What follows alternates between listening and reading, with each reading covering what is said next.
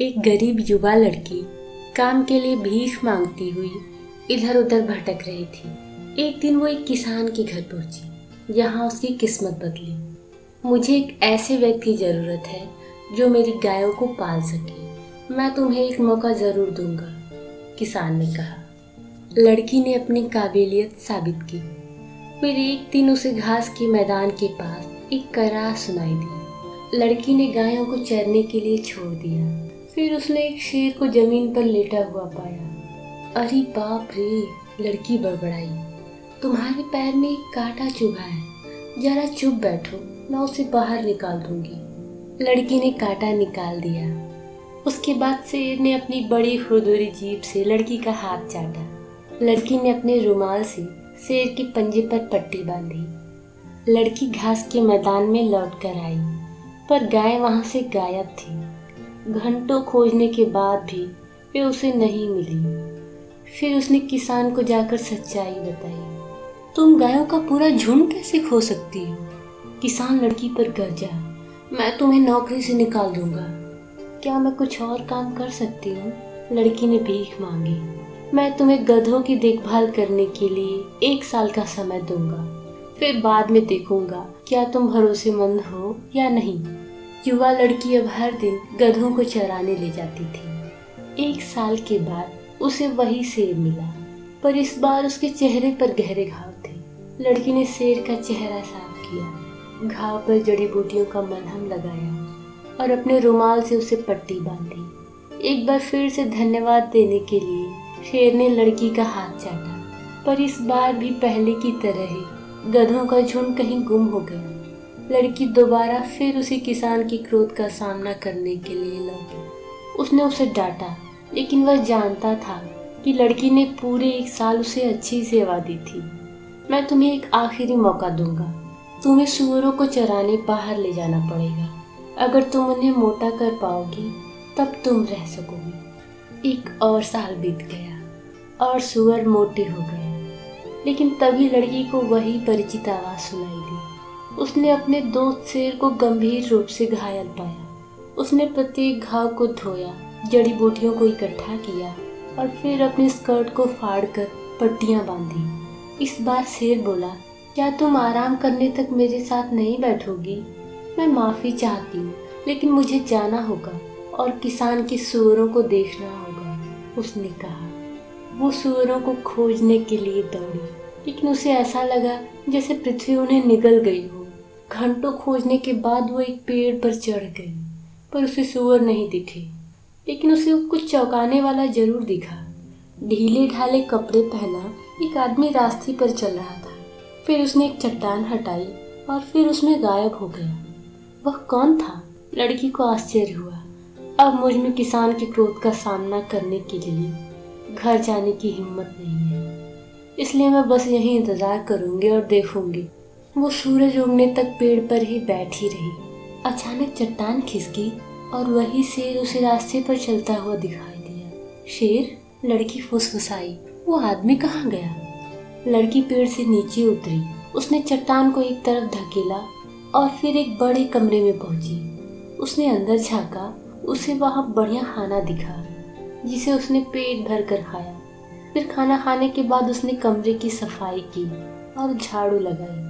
वो शाम वो पेड़ से तब तक देखती रही जब तक कि वो आदमी वापस नहीं आया। अगली सुबह दोबारा फिर से बाहर निकला। फिर से वो छिपे हुए कमरे में गई। उसने खाना खाया और सफाई की। इसी तरह कई दिन बीतने के बाद लड़की ने रास्ते में आदमी की प्रतीक्षा की। मुझे लगा कि वो आप ही होंगी जो मेरे कमरे की सफाई कर रही थी, आदमी ने कहा। आप मुझे कैसे जानते हैं? और आप सुबह को शेर के रूप में अपना कमरा क्यों छोड़ते हैं और फिर शाम को एक आदमी के रूप में लौटते हैं? उसने पूछा। एक राक्षस इस बात से नाराज था कि मैं एक राजकुमार था जिसे लोग बहुत प्यार करते थे। दिन में मैं शेर बन जाता हूँ, जिसकी आपने कई बार मदद की, उस आदमी ने समझाया। उस राक्षस ने बदला लेने के लिए ही आपके जानवरों को चुराया है। उसके जादू टोने को तोड़ने के लिए उसे राजकुमारी के बालों से बना एक कोट देना होगा। ठीक है, मैं शहर जाऊंगी और राजमहल में काम खोजूंगी। मुझे राजकुमारी के बालों की एक लट जरूर मिलेगी, लड़की ने वादा किया। अगले दिन उसने अपने बालों को सावधानी से बनाया और फिर महल के पास जाकर चिल्लाई, क्या कोई मुझे काम पर रखेगा? राजकुमारी की एक दासी ने सुना और पूछा, तुम क्या काम कर सकती हो? मैं किसी के भी बालों को सोने की तरह चमकदार बना सकती हूँ, उसने जवाब दिया। फिर मेरे साथ आओ, नौकरानी ने कहा।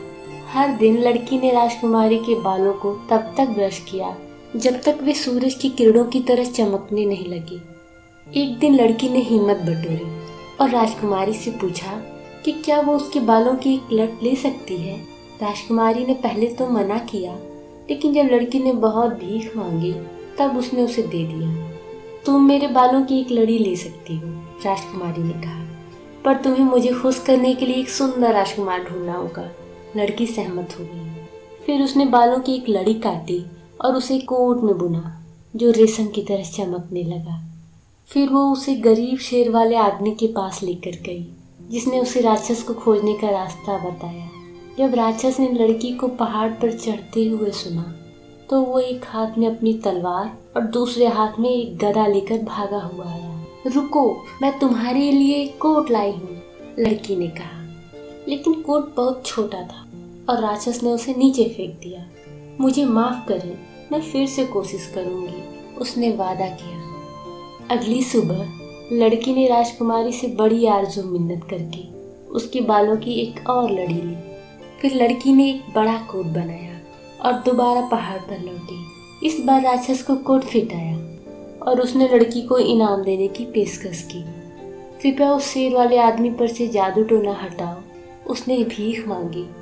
राक्षस ने उत्तर दिया, उसके लिए तुम्हें शेर को मारना होगा, फिर उसे जलाकर उसकी राख पानी में फेंकनी होगी, तब तुम्हें राजकुमार मिलेगा। आदमी को यह सब बताते समय लड़की रोने लगी। जैसा उसने कहा है तुम वैसा ही करो, मुझ पर भरोसा रखो, आदमी ने कहा। अगली सुबह लड़की ने शेर को मार डाला। जब उसने पानी में राख डाली तब पानी में से एक सुंदर राजकुमार बाहर आया।